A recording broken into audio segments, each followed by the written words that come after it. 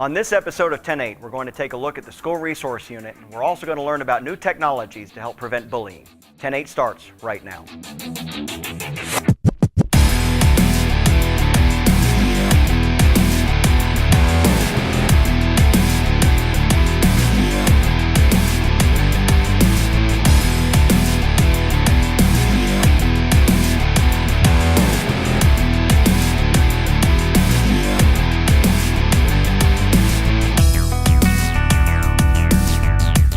Welcome to 10-8, your inside view of the St. Lucie County Sheriff's Office. I'm your host, Lieutenant Chris Ciccio. One of the biggest foundations we have in law enforcement is community partnership, and a staple of the St. Lucie County Sheriff's Office since 1985 is the School Resource Deputy Program. Here to tell us more about that program is Master Deputy John Horowitz. John, welcome to the show. Thank you for having me. So tell me a little bit about your background, John. Well, born and raised in Fort Pierce, graduated Fort Pierce Central High School in 1993. Actually, when I was in high school, I was a Fort Pierce Police Explorer since I was 14 years old. I didn't know that. So I was always interested in law enforcement since I was 14. Right after high school, went straight into police academy when I was 19 years old, and I was the youngest Fort Pierce police officer ever hired at 19. Wow. Given a gun and a badge and thrown to the streets of Fort Pierce and said, here you go. As a 19-year-old. Absolutely. That's a big responsibility. Yes, it was at the time. And back in the mid-90s, as we all know, Fort Pierce was very, very busy compared to what it is today. Yeah. After a few years with the Fort Pierce Police Department, I served in narcotics and SWAT team with Fort Pierce. I was a Fort Pierce police, sent to sniper school, sniper on a SWAT team. In 1996, early 97, I was offered a job with the St. Lucie County Sheriff's Office. Went straight into road patrol. After 1 year, I went into the School Resource Unit because I wanted to work with kids and have an influence in my community that I grew up in. Yeah. Went in the School Resource Unit, did a stint there several years in school where I actually taught the DARE program. Throughout my career after that, road patrol, actually I went in this criminal investigations division where I was a detective for 12 years. And during that 12 years, I did persons investigations, property investigations, and I served 8 years with the warrants unit, which was a task force that goes around and serves high-risk arrest warrants. Up until just a couple years ago, I come back to the road, and I'm approaching the end of my career, so I wanted to get back into, instead of putting people in jail, which I did my whole career, gang task force and just putting people in jail, I want to get back into school resource where I can maybe have more of an impact on the our future community leaders and government leaders, so I can work with kids. Wow, that's cool. That's cool, John. And you know, the benefit of this is that you've got a wealth of knowledge, as you indicated in your background. You've served in multiple law enforcement agencies. You've served in multiple components of the Sheriff's Office and even the police department, and now you're able to impart that wisdom on children. Now, what drew you to become a school resource deputy? What was the draw for you? Well, what I was noticing was on the streets, we have a different role. You respond to an emergency call, you determine a student or child has committed a crime, we're just throwing them in jail. Really didn't have a lot of time to spend with the kids to maybe make an impact on them. And I noticed throughout my career that our school-age children do have a negative view of law enforcement. Yeah. They truly do, and I was noticing that, and I was like, wait a minute, we're really not bad people. The only encounters they would have with law enforcement was in a negative way. Yeah. It's either mom and dad get stopped for speeding, maybe get a ticket, maybe not, roll the window up, drive away, and maybe talk bad about law enforcement. Or law enforcement gets a 911 call, has to go to the house, maybe some kind of a domestic dispute, and may have to arrest mommy or daddy and take mommy and daddy away in handcuffs. And that it leads to a negative that law enforcement are bad people, that we're going to take people to jail. And that's unfortunate. Now you're in a position where you can change the minds and hearts of the children in the schools, and what kind of serves as the foundation of a school resource deputy? I understand there's a triad kind of a concept that you're based on. Yeah, actually, school resource unit is very particular in the deputies that are assigned to the schools. It's not actually where you're just assigned, you're appointed here, there. There's a process you have to go to. It's an OR board. School resource wants just the best deputies that have good personalities are going to make good, sound decisions and are able to work with administrators, parents, students, and are willing to do what's in the best interest for the child and not just lock the children up. Like I said, I'm assigned to Fort Pierce Central High School now, where I graduated in 1993, so I'm glad to be there. And in my role at the school is multiple modality. I mean, I'm the sheriff of the campus. I'm the fire chief of the campus. Sometimes I have to act like an administrator of the campus, a dean, a counselor in particular. Yeah. Lot of guidance. I work closely with the guidance counselors, make recommendations, and work with children on the problems that they're having, whether it's in school or out of school, in the home with family issues is very big. And there's a lot of educational component to what you do as a school resource deputy too, correct? Absolutely. Just a matter of fact, last week I went in a driver's ed class. I do quite a bit with the driver's ed training at the end of the class. I go in, I interact with them and tell them what their experience may or may not be like if they get stopped by encounter law enforcement when they're driving down the road. Because inevitably everybody eventually gets stopped. So I explain to them how what to expect, what not to expect, and how to handle themselves appropriately for it to be a positive encounter with law enforcement and a safe encounter and that to is be on their very, road. very important, John, that we do a good service to the community, but I think it over time that's been lost as to what they can expect from law enforcement, but also what law enforcement should expect from the community. And you're taking the time to go into the classroom. You know, we want that encounter, albeit, you know, a traffic stop isn't always, you know, a positive thing, but we do want it to end positively and successfully.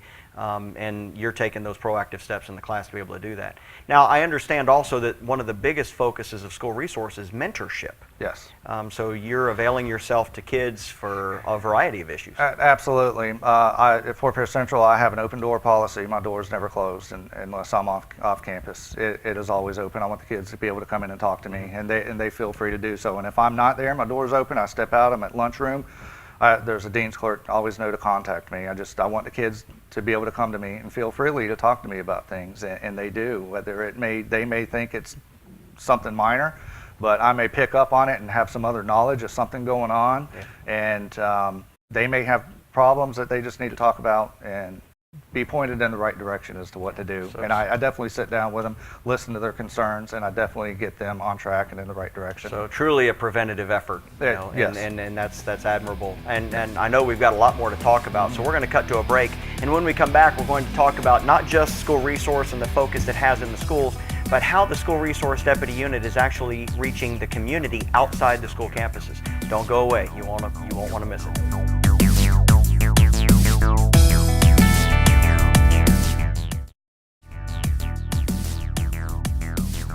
Welcome back to 10-8. We've been talking with Master Deputy John Horowitz from the School Resource Unit, and one of the other things that I wanted to speak about before we move into the community outreach component is the civil citation process. There is, you know, for years, law enforcement has been looked at as the cops on campus, and, you know, we've heard dialogues about, you know, a school-to-prison pipeline, and certainly the focus of every law enforcement officer that I have ever met has not been to arrest children, but yet crimes are still committed.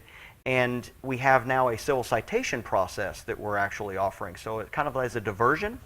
Yes, absolutely. Yeah, like you said, it used to be we just had to load the kids up and take them to juvenile detention center. Yeah. Now with this new concept, actually, I personally have used it recently several times.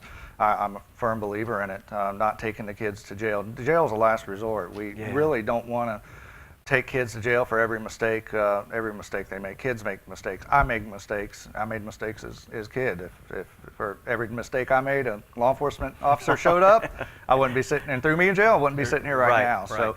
So the diversion program is a last resort. We use that in lieu of arrest.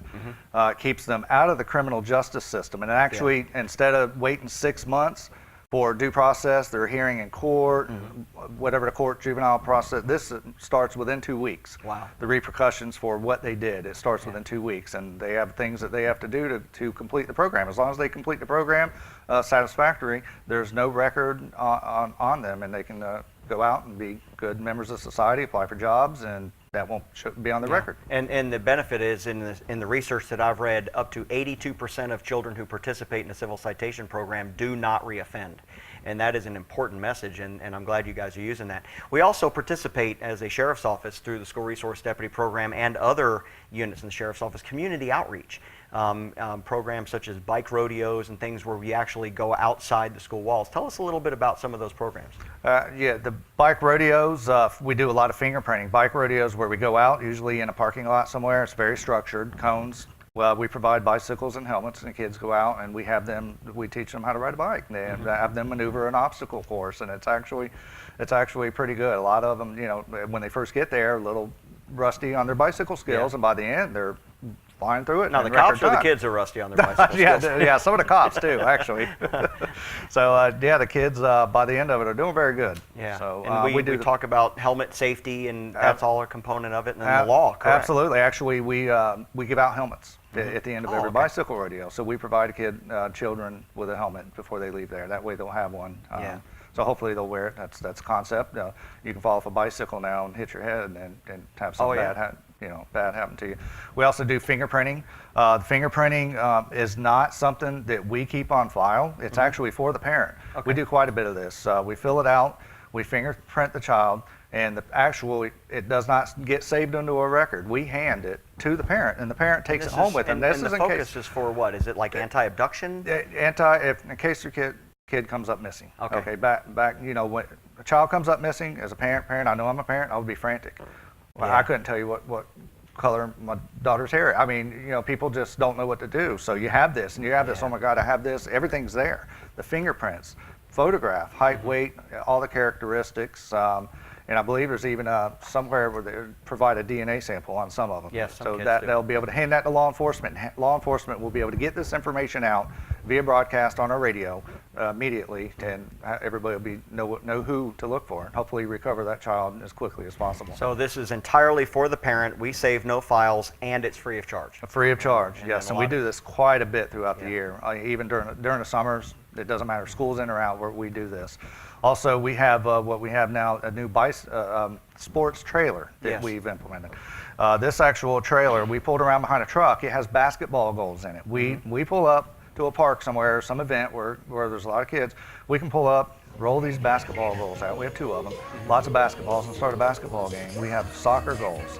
We have volleyball in this trailer. Football. So we can pull up and interact with the kids in a positive way and play sports with them, and we're actually just got that developed, and are really going to start using that and pushing that. So you'll be seeing that around quite a bit. So building relationships with the community. So as a school resource deputy, you're focused on enforcement, education, and counseling, informal counseling on the campus, and then outside of the campuses, you're in the community building relationships with people, and it sounds like a big task. It is. When you take in the totality of it, it is a lot, but it is going to pay off for all of us in the end. Yeah. Now, we also, in the short time we have left, we also do summer camps as well. Tell us a little bit about the summer camp programs that we have. Actually, we have 3 right now, and I believe we're working on a 4th. We have one for ages 9 to 11. I believe the other one's 12 to 14. We do those at the schools. The North County, we've been doing at Westwood, and South County, we've been doing at North Fork Middle School. The kids come for a week, and I believe it only costs $20. They come. It's Monday through Friday. We take them in, and we have classroom work that we do. We go in the gym. We actually build relationships. We show up. Actually, I show up wearing shorts and a T-shirt, and they know they're law enforcement. We're law enforcement, but we're wanting to bridge the gaps with the kids. Actually, they see us in a different way. We get to go in and play basketball with them. We play dodgeball, and they love the dodgeball. And actually, and we do some curriculum. It's an hour in the gym, an hour in the classroom. So we actually do make them go in the classroom, and they do have assignments that we do. And a lot of those assignments are based on peer pressure scenarios. Yes. And we read them off and we discuss them, and it's actually a group session. Everybody has input. And what would you do if you're faced with this situation, how to handle it, and we give them suggestions on what to do. So just to build the trust, and then to be able to give them some information that's going to help them process life at the age that they're at. If they encounter, which inevitably kids, they are going to be faced with peer pressure and to have to make a choice, and whether make a good decision or a bad decision. We give them the tools to help them make the good decision, and we believe that they will do so. Well, and hopefully your impact on them will do that. John, thank you so much for Right. your service and for what you bring to our children and schools, and for what all the school resource deputies Absolutely. bring to Thank the schools. you. Thanks for coming. Yes. When we return, we're going to be meeting with Kelly Starling from AT&T to talk to us about anti-bullying tools that you can use as a community to protect yourself and your children. Don't go away.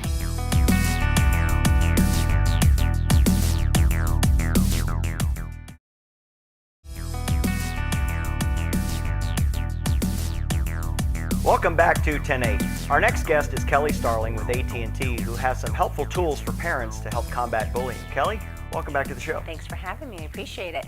So tell us a little bit about the tools that you That have. well, first of all, it's not that bullying's been around for a long time, but since the advent of the internet and smartphones, of course, it's now the big challenge is cyberbullying, and it's a challenge because it can happen 24/7, 365 days a year. It happens anonymously, and it's hard to trace it to who it is. So there, and interestingly, I just wanted to share some of these statistics from bullystats.org, but it says almost 1 in 4 kids in the U.S. are bullied on a regular basis. About 9 out of 10 teens have a cell phone, and about 1 in 5 will be victims of a text bully. And text bullying actually is especially more common among girls.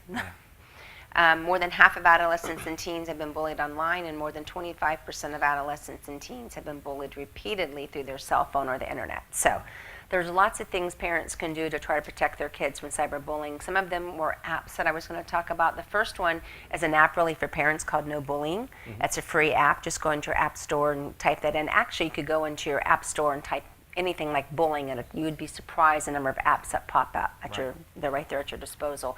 But No Bullying basically provides parents with conversation starters about bullying. It has tips specific to different age groups of kids, and it also tells them about warning signs of bullying. So that first and foremost would be the best thing to download for parents, just to get them in the know on how to address it.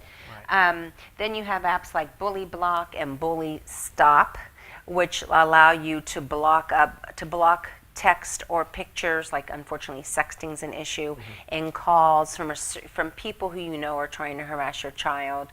The difference between really the Bully Block and the Bully Stop, which are both free by the way, is with Bully Stop you have a password protected call log of all attempted bullying attempts that have taken place that you have, and with a Bully Block the child can record what's happening and then share that with a parent or a school official to say, look, that's what I've been talking about, I have the proof. Both those apps are free. Bully Tag, another great app that's free, and it lets kids who have witnessed bullying report it anonymously to school officials. Also through that app, it will let them make an appointment with a counselor and also give them access to a helpline for kids. Because for a lot of kids, they don't want to be seen as the rat, the snitch, or they're just afraid they'll be next.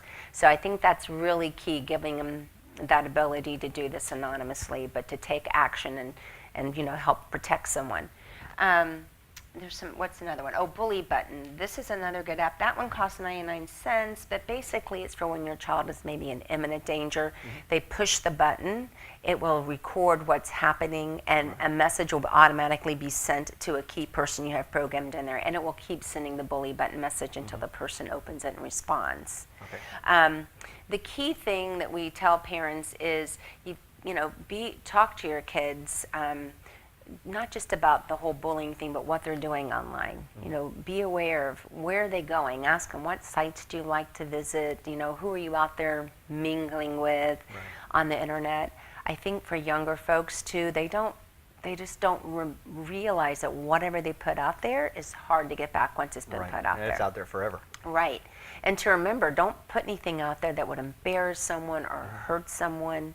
Don't share a lot of personal information.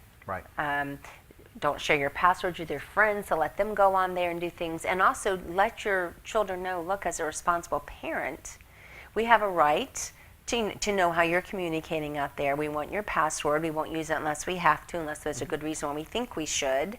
But make sure they understand all that, and never to be afraid to come and tell you if they or someone else is being bullied, for fear that maybe their phone will be taken away or something, because some of them might do that for fear they'll lose it. But the other great thing too is talk to your provider about what parental controls are available. I know we have smart limits, and that too will let you block calls and text from up to 30 numbers.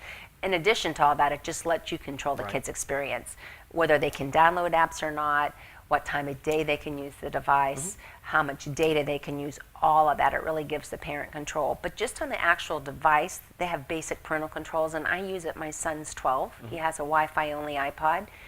And I'm on the parental controls. I go in there, and it even says, is there a specific, like if you want to block a specific website. Much to his dismay, I block YouTube. It drives him nuts because he likes to watch Minecraft videos. But I'm like, no, anyone can put anything on YouTube, anything. So if you want to go watch a Minecraft video, you need to come to me. And I'm the only one that has the pen. Even my husband doesn't have the pen. And I'm like, let me know, and I'll let you watch a Minecraft video. But there's all those tools right there on the device that can also help the parents really kind of put borders around absolutely. what their kids are doing. Well, I think it's important, rather, you said this a little bit ago, that the parents actually engage in this process. My wife and I have 3 daughters, and they have parental controls on their phones. Right. And I also think it's also important for our viewers to understand that, you know, in the adult circles, when we talk about cyberbullying for kids, a lot of times the adults will say, well, just tell them to turn their social media off.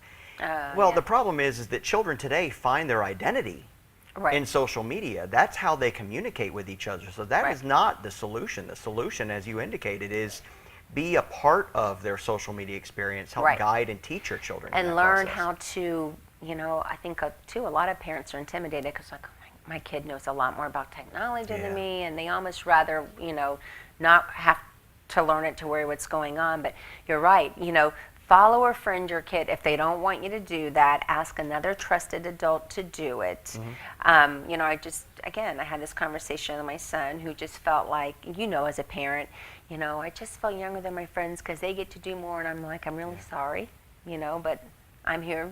My job's with you, and this is what I'm supposed I'm not to do. your friend, I'm your parent. Yes. Right, and this is what we're supposed to do, and this is how it's going to be. But it's scary because the internet's a big world, and Yes. you know, it's scary to think who these kids, like there's some of the games where they can go out, and I'm like, no, you can't have a game where you're going to be going out playing with strangers because there are predators out there, and I don't want them getting.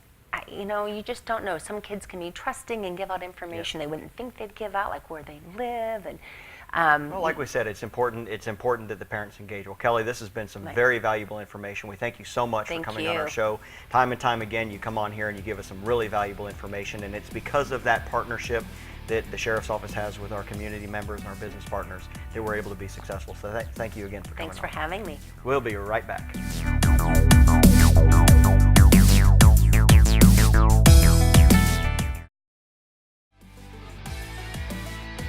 On behalf of Sheriff Ken Mascara and the 700 men and women of the St. Lucie County Sheriff's Office, we thank you for watching. Until next time, stay safe.